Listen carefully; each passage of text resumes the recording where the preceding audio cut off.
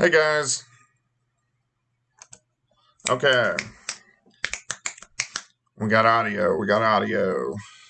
Oh man, what is that? Okay. So I figured out okay, so sometimes I use OBS. OBS is a program that allows to kind of put the camera in the corner of the screen. Um And then I use another program called TeamViewer, which lets me hack in to the computer system at work. But sometimes if you leave the program open, it loses some settings. So I had to shut everything down. But we're good now. But okay, so let's go through and let's take a look at what's going to happen the rest of the night. It is really going to pick up, especially after midnight, but at least our tornado threat is much, much lower. So we'll kind of go through that. And hey, Anthony, thanks, man. Glad it sounds good now. So let me kind of explain what is going to go on. Okay, so severe thunderstorm watch continues southeastern Kansas, tornado watch across north central parts of Oklahoma.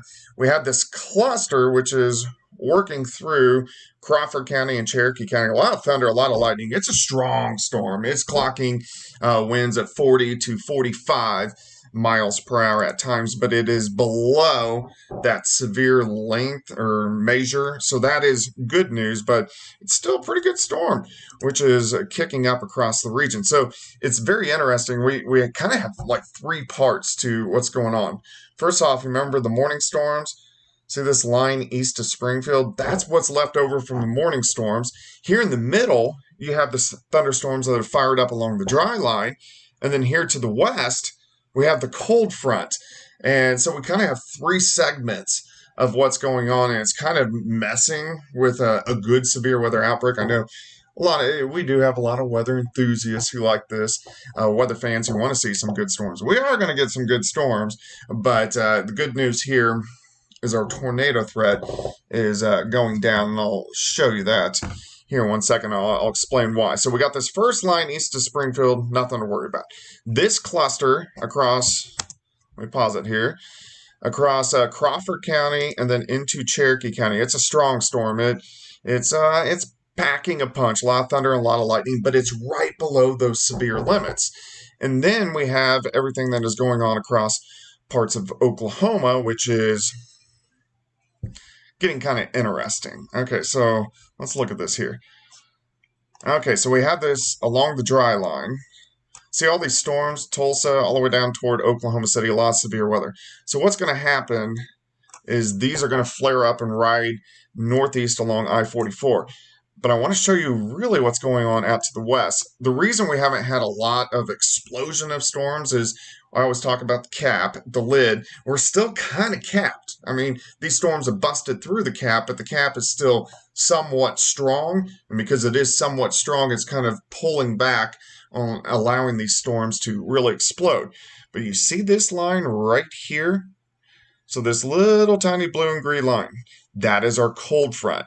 This is kind of interesting. The cold front has overtaken these storms along I-35. So in fact, if I go back, so let's go back 1 hour.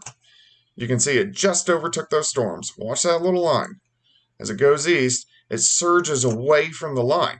So because that cold front has surged past those lines of storms, these aren't going to be severe.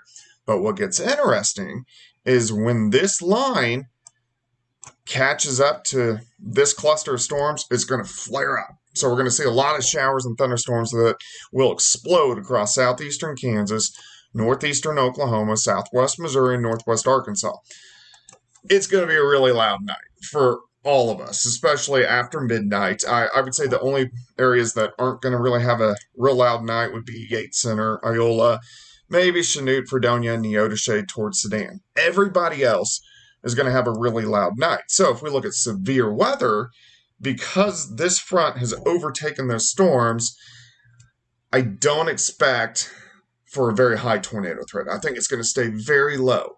In fact, as we keep ticking on, the tornado threat continues to drop. But the hail and wind threat is going to increase as we go through the overnight hours, especially if you live, let's make a circle. If you live from Tulsa to Bentonville to Branson to Springfield, Pittsburgh, Joplin, Miami, Neosho. This is the area that is really going to get some very heavy amounts of rain tonight. It's going to be loud. We're going to get some small to moderate size hail, and we'll probably get some severe thunderstorm warnings with quarter size hail and winds gusting to 60. Again, I'm not seeing much of a tornado threat, so that's good, but it's going to get loud after midnight, so I don't want you guys to be overly concerned as these roll in. It's just good old thunderstorms, but we are going to have some severe thunderstorms. I'm going to keep my eyes on it. My wife and I were actually watching, oh gosh, what is the movie called? We Were the Millers, We Are the Millers, We Are the Millers. So we're only about 30 minutes into that. So I'm going to watch that for a little bit, kind of watch these guys get going after midnight, but I did want to let you know that the overall tornado threat is, but the hail and the wind threat, kind of good, especially after midnight. But I'll keep you guys updated. I'll jump back on here in a little bit. I just wanted to let you guys know overall that we're looking okay, but it's going to get a little loud. Hope you guys are having a great Saturday night.